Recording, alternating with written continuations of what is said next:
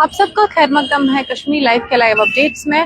Jammu Kashmir MLAs अब से जो बीपीएल पेशेंट्स हैं उनके ट्रीटमेंट का कुछ खर्चा उठा सकते हैं।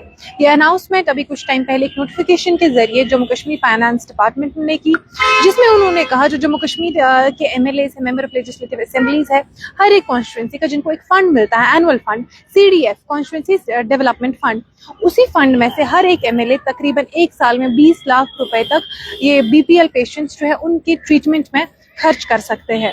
बट ऑब्वियसली ये ऐसा नहीं कि हर एक बीपीएल पेशेंट ये फैसिलिटी को अवेल कर सकता है। इसके लिए जो कंडीशंस है, जो रिक्वायरमेंट्स है, मैं आपको बताती हूँ। सबसे पहले जो कोई भी कॉन्स्टिट्यूंसी में या तो कोई बीपीएल पेशेंट हो या कोई ऐसा जिसको जो किसी भी इकोनॉमिकली वीकर सेक्शन से बिलोंग करता हो, उनके लिए ये जो है ये सहूलियत दी जाएगी कि जो उनकी कॉन्स्टिट्यूंसी का जो एमएलए होगा वो उनके खर्चे में तकरीबन 20 लाख रुपए तक खर्चा उठा सकती है। इसमें बेसिकली जो CDF है हर एमएलए को तकरीबन एक साल में ये 4 करोड़ रुपए तक मिलता है, जहां पे वो कॉन्स्टिट्यूंसी के अलग अलग कामों में वो पैसे खर्च कर सकते हैं। अब आज फाइनेंस डिपार्टमेंट की तरफ से ये नोटिफिकेशन आई है कि इसमें इस CDF का जो टोटल अमाउंट है उसमें से ये कुछ हिस्सा जैसे 20 लाख रुपए एक साल में जो पेशेंट्स है उनके खर्चे पर उठा सकते हैं। सबसे पहले ये जो असिस्टेंस है ये किस किस के लिए हो सकती है? एक तो बीपीएल पेशेंट्स या जो सोसाइटी में कोई और इकोनॉमिकली वीकर सेक्शन जो है सोसाइटी का उससे बिलोंग करता हो उनको मिल सकती है।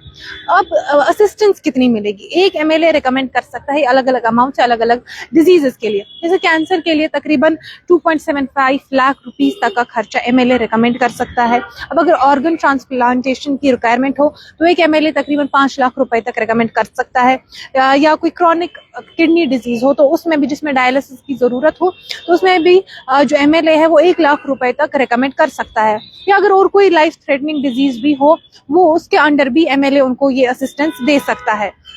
इसमें जो कंडीशंस है, सबसे पहले ये होगी जो बेनिफिशरीज आएंगे, इसमें जो पेशेंट्स आएंगे जिनको ऐसी कोई जरूरत हो सकती है, उन्होंने पहले जो बाकी गवर्नमेंट स्कीम्स है उनमें वहां से सारा जो उनको खर्चा या असिस्टेंस मिली वो एग्जॉस्ट की हुई होनी चाहिए।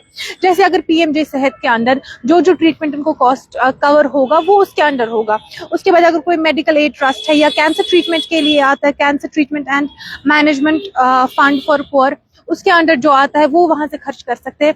उसके बाद जो ट्रीटमेंट का खर्चा आता है उसके लिए ही वो एमएलए के पास जा सकते हैं। मतलब जो इन स्कीम्स में कवर ना होता हो या इनको एग्जॉस्ट करके, मतलब अगर PMJ सेहत के अंदर एक साल में 5 लाख रुपए तक का ट्रीटमेंट होता है एनुअली एक फैमिली में, और अगर उन्होंने वो एग्जॉस्ट किया हो, मतलब अब इस वक्त उनको वो ना मिले, तो उसी सूरत में वो इन एमएलए से उनको ये जो असिस्टेंस है ये मिल सकती है। इसमें ऑलरेडी वो खर्चा जो उन स्कीम्स में भी आएगा वो इसमें कवर नहीं होगा।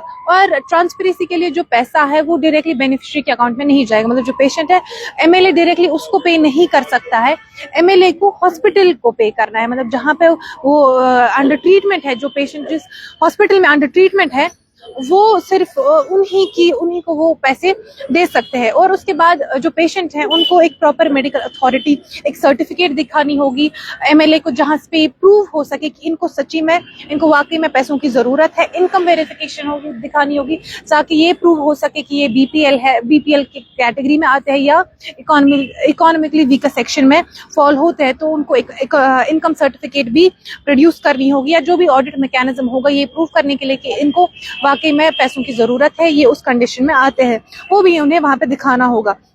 बेसिकली ये जो CDF है ये हर साल एमएलए को मिलता है। कुछ साल तक ये बंद रहा था, बट फाइनेंशियल ईयर 2024-25 में इसको फिर से रिवाइव कर दिया गया।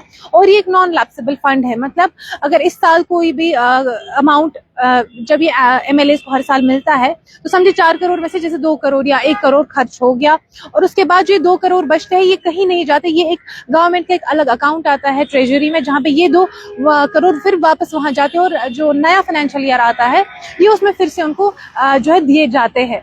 अब आज की इस अपडेट में इतना ही। आप देखते रहे कश्मीर लाइव।